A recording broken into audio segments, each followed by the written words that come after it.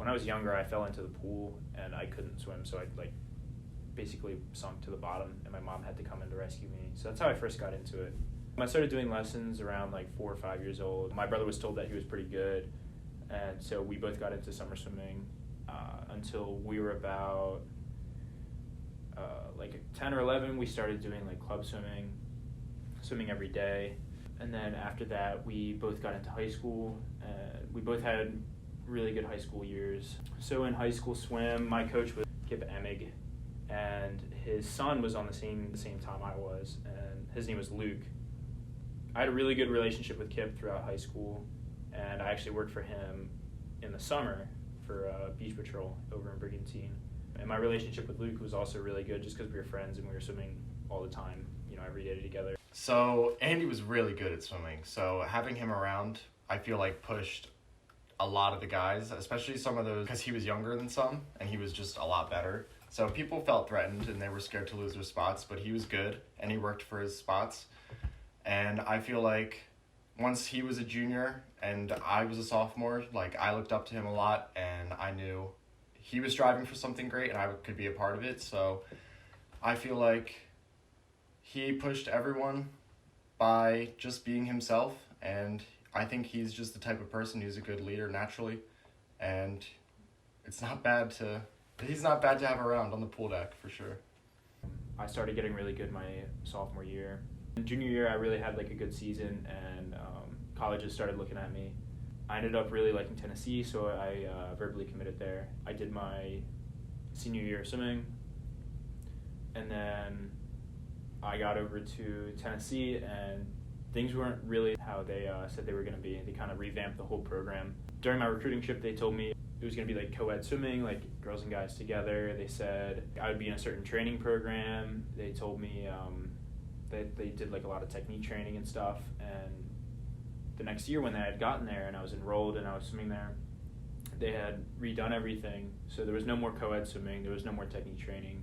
They put me in a different group that they said they were going to, and I was just basically overtraining for events that I didn't want to swim. So Tennessee, typical training per week, I was doing like 24 hours a week of training, which is 4 hours above NCAA like regulation. And it was just a lot of hard yards. It was like 12,000, 13,000 yards every day, and it was just physically so exhausting. Just an absolute beatdown. It just felt like you would never recover. And so I did only a semester and a half there. I just couldn't take it anymore. So the coaches didn't want to listen to me either. So I ended up leaving. I thought I was done college. I thought I wasn't going to ever return. I was thinking about getting into like a trade, doing like welding or carpentry or something like that. Kip heard me out and heard like my struggles with Tennessee. He was like, "You're too good to like, quit now or whatever. You need to just keep going." And he was like, "You need to try out Bloomsburg." And Luke was already here. He was already enrolled here and already did a year of swimming. So I was like, what could go wrong? I got one of my good friends here, and my favorite coach is vouching for it, so may as well give it a shot. And I ended up coming here and I ended up really liking it. I liked the training style. I liked the people. So I ended up coming here for the next semester. And I was just training. I wasn't allowed to compete yet just because of NCAA rules. And then the next year, I had probably the best season of my life. I'm doing like 4,000, 5,000 yards a day. I feel great all the time. And the work is hard for a very short amount of time, and that's it.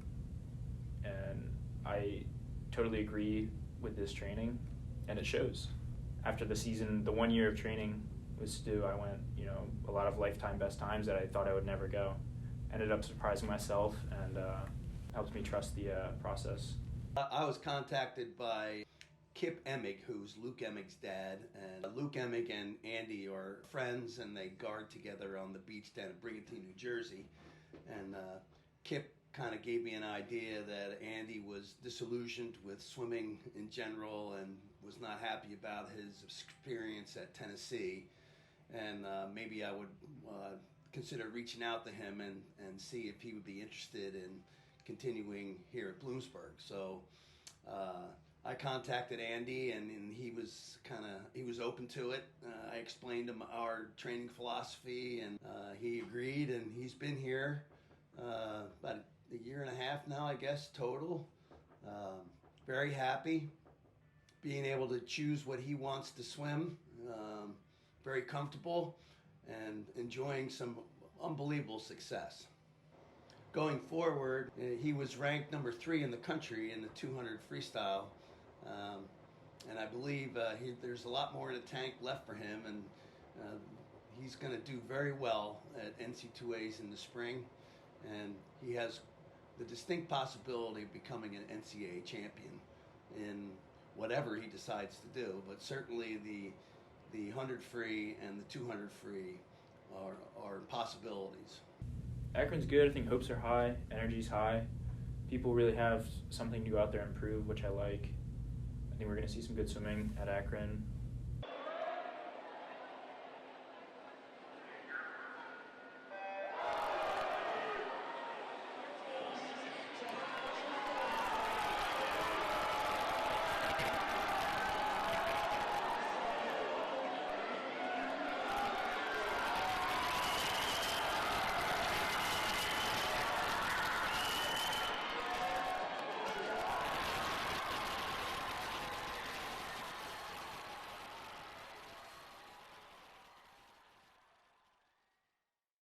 I think it also, if we do swim well at Akron, it lines us up really good for PSACs.